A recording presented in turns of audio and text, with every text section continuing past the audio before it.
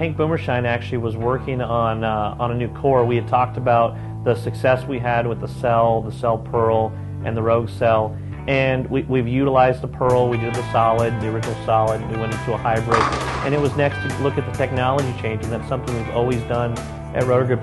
As we've gone through a few covers, how do we improve on this now without going to a new ball? You know, and so Hank looked at the core shape and played around with it a little bit, and was able to come up with a couple of balls that we tested that rolled phenomenal.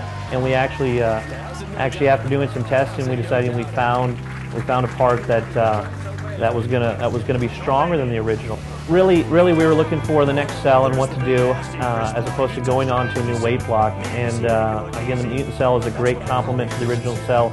It's been about 1.5 years since the first one came out, and so we felt it was a good time for customers that are looking to replace that original cell, or wanting something that they didn't try one of the cells and thought, this, you know what, I want to give this new Mutant Cell a chance. So it's definitely been successful. We've already seen it on tour, and there's been a lot of positive feedback from some of the customers that have sent in testimonials about the Mutant Cell. It's been a positive release from Roto Grip, and we're excited to introduce it. Sure. We're pretty excited. We've had an overwhelming number of reorders from our distribution, and so that's showing positive signs that the marketing is working.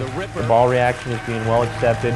We really focused a lot in on the color of this bowling ball, and knew that we needed something that was going to pop on the lanes, that was going to get customers saying, hey, you know, 20 feet down or 20 pairs down, what's that ball that guy's throwing down there? And so it really stands out, the red, the yellow, the black. That was a big part of that release, that ball. And I think that's been a huge reason why it's been so successful, is due to the color. You know, believe it or not, you know, having something that stands out, not looking just like any other bowling ball, really makes a big difference. And if the ball rolls great, you've got everything you need to have a good, successful release. And so, like I mentioned, the reorders have been good. Everything's been successful, and so definitely very pleasantly surprised, or I would say definitely happy with the way it's gone. The Mutant Cell isn't really built for heavy-handed bowlers. It's built for your average bowler looking for something to use on a house condition. It's just a great overall, really aggressive, strong ball. That's going to help the guy that doesn't hook it as much as West Malott.